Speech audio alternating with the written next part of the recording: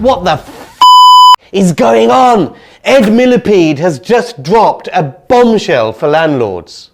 Oh dear, sometimes it just seems every week there's some new announcement which isn't for the good. On the 7th of February, the government just surprisingly dropped a consultation document. Now, I'm going to give you a link to that consultation document and tell you what to do, because I really want you guys to click on that link and stick it to the government in terms of your response to this consultation. But it's all about Ed Miliband's nut zero. Why do they call it nut zero? Because it's totally nuts and it's zero benefit to anybody. Now, under these nut zero plans, they told us that landlords will have to have rented property compliant with EPC Grade C by 2030. But this consultation, the link is in the description below, is about bringing that forward for new lettings to 2028. So that means all tenanted properties, all new lettings have to be EPC Grade C by 2028. Now, do remember, there are more than 2.2 million properties, rental properties in the UK, which are under EPC Grade C. And the average cost of bringing up to standard a Grade E property to Grade C EPC is reported to be around £10,000. Now remember, when people talk about the cost of making these EPC upgrades, they're just talking about the costs of the upgrades themselves. If, for example, you've got a single brick building and you have to do some internal wall insulation or something like that, or insulated plasterboard, you've got the additional cost of then painting and making good. So the cost of making these these improvements is often higher than that £10,000. And guess what? If you're spending £10,000 per rental property, these costs are normally capital costs. So you can't just offset them against that year's rental profits. You first of all got to find the money, but you can't even put them as a revenue expense in that year's tax return. Now I'm going to give you the best workarounds I've thought of towards the end of this video and what you need to be thinking about right now. And if you've got any other workarounds or ideas or thoughts about this ridiculous policy, then let me know in the comments below. But make sure you subscribe and hit the bell icon. We'll be keeping you informed of how this goes and how other changes affect landlords up and down the country. So 2028 is the proposal for new lettings. If you've got an existing let property, then it has to be done by 2030. Now the issue is, well, there's several issues with this. Under the Renters' Rights Bill, you've got rolling tenancies, and tenants can just give you 2 months notice in order to vacate. So you've got a tenant, they give you 2 months notice to vacate, and you've literally got that space of time to organise contractors and everything to come round and upgrade the EPC, because it will be a brand new let on the next letting. So you get the Grade C EPC, so you can re-let it. That is going to be a task and a half to get all that timing just right. The fine for non-compliance with this, for not having your properties at C grade, will be £30,000 per property. The other thing that's not really talked about is what about existing let? So all existingly tenanted properties need to be compliant by 2030. Now, in many areas, a significant number of landlords have left the market. In London, I understand that 18% of all properties on the market for sale are former tenanted properties. So there's reduced supply, and as a result of this, we're already seeing evidence from up and down the country that tenants are staying longer in rental properties. The reason they're staying longer is because there aren't really a massive supply of other alternative properties to move into. So you've got a tenant in a property, they've been staying there for 2-3 years, they're staying in the property, supply is reduced, they want to stay. How are you going to make those upgrades when 2030 hits if you haven't had a change of tenancy? Because you've had tenants that keep on renewing. How are you actually going to make those upgrades with the tenants in situ? Some of these upgrades are simply not possible to make while the property is occupied. But don't just sit there and moan about it. By 2nd of May, the government wants to hear the feedback from this consultation process. The link is in the description. Click on that link, give your comments, stick your comments to the government. Just do it anyway. I mean, they've got such a majority. I think there's probably some other agenda here as well.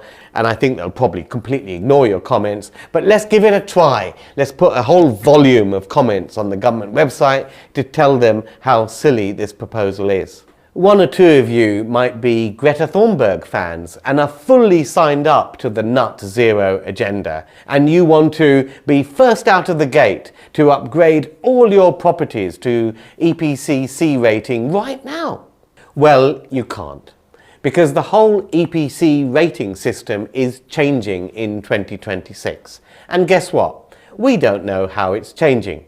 And I bet my bottom dollar that it's going to be harder under the new criteria, which will only be announced in 2026, to get an EPC rating of C. So if you have an EPC rating of C today, guess what? It might not achieve an EPC C rating once these new criteria are announced in 2026. We just don't know.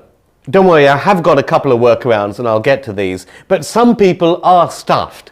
What are you going to do if you've got a leasehold flat in a block of, say, 30 flats and you're on the 4th floor? You know, you don't have the ability to put in external wall insulation. You don't have the ability to change your windows. There's a limited amount you can do to that mid-floor flat as a leaseholder to bring it up to standard. What do you do if you're in a conservation area and you have an old pre-1920s building which just has a single brick skin? In a conservation area, you won't be allowed to put external cladding insulation because it will change the look of the building in a conservation area. You have to do it from the inside, you know, but doing that is a fundamental rework. You basically have to gut the place. I mean, well, you don't have to gut the place, but you have to put in those insulated plasterboard panels. You'll have to, you know, reinstall window sills, move skirting boards. You'll have to tinker with the flooring, do a complete replaster and paint job, mess around with your electrics, light sockets, all of that, bringing them sort of forward and putting them outside the insulated plasterboard. It's a major piece of work. So what I'm saying is, in those sort of properties, you've got to do a lot of work over and above just the EPC upgrades, but actual redecoration as well. In many areas, particularly where property values are low, I can't see how making these upgrades is going to be viable if your house is built before 1940. Unless, of course, they're going to give a lot of grants, which is more government money, taxpayers' money to be spaffed up the wall. The problem with these sort of government grants, as we've seen with things like loft insulation and solar panels and all of that, the cost of getting these things done seems to rise by pretty much the same amount as the grant being offered. So government grants is a great way for these installers and private companies to hoover up that taxpayers' money. So what can you do about it? Well, fill in that consultation by 2nd of May, fill in this consultation and tell Ed Millipede exactly what you think of him and his Net Zero policy. Now do remember, owner-occupiers are not subject to a minimum EPC C rating. It's only landlords and rented properties. So if you have a property which, say, has a E rating on the EPC certificate, and it's in a conservation area and all of that, and it's going to be too expensive to make the improvements, you can sell it to an owner-occupier. They can still buy it because there's no minimum rating for owner-occupiers. And sadly, I think this is going to be what's going to happen. If you have a portfolio of a dozen properties, who can shell out 10 grand per property for these sort of upgrades? I think people will be saying, look, you know, if your properties is built before 1940, particularly with Victorian stock and Edwardian stock, is it actually financially viable to make these upgrades, or is it worth selling that property into what is now a reasonably strong market? So workarounds then, and this just shows what a box-ticking nonsense this sort of jobs worth over-regulation is. And you know, when government are actually talking about doing away with regulation to encourage growth, it sounds preposterous that they're just imposing even more nonsense regulation than they are planning to remove. But anyway, that aside, what can you do about it? Well, an EPC certificate is valid for 10 years. Let's say you have an EPC rating of C for your property at the moment. And let's say I did it 4 years ago and I've got 6 years left, or even 5 years left. I would seriously consider getting a certificate within the next 6 months, getting it redone. Because the EPC rating criteria hasn't changed yet. That's not going to come in until 2026, 2027. So if you get your EPC certificate redone, even though it might have 5-6 years left on it, you'll basically get a clean bill of health for another 10 years. So what I would recommend people do is just before the new EPC criteria come in, even if your EPC certificate hasn't expired, just get another one under the current rules, and because that will be valid for 10 years. But at some point in time, you've got to think about, are you going to make these upgrades or not? And for now, homeowners aren't affected by this. And if the market is strong in your area and you've got an old property which is going to cost a lot to upgrade, you need to consider whether it's worth selling that property and cashing in your chips. There is a school of thought out there that's saying, you know what? They're doing this nut zero stuff first on rental property, and then later on they'll do it on owner-occupied property. So there is this body of opinion that says, you know what, sometime maybe 2030 or 2032, 2033, they will be saying, owner-occupiers, you can't sell a property without having an EPC. But that is later on down the line. So if you want to get out of a property that is going to cost a lot to upgrade, I would do it sooner than later, because in another 5, 6, 7 years time, this sort of nonsense may come in for owner-occupied property, and then you've got serious problems. Anyway, tell me what you think about all this nonsense in the comments below.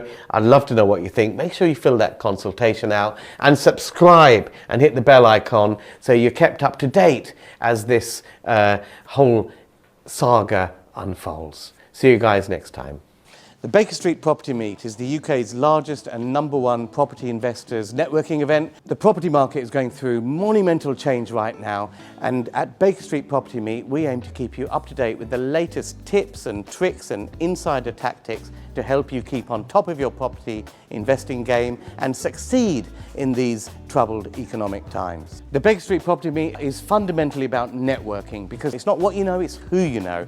And at Baker Street, we aim to connect you with the people to make your property journey a monumental success. There's no better place to be to further your property investment journey than the Baker Street Property Meet. So make sure you're here, you're connecting with myself and Andrew Roberts, our expert guest speakers, and 300 passionate property people each and every month. See you at the next meet. Get your spot at bakerstreetpropertymeet.com.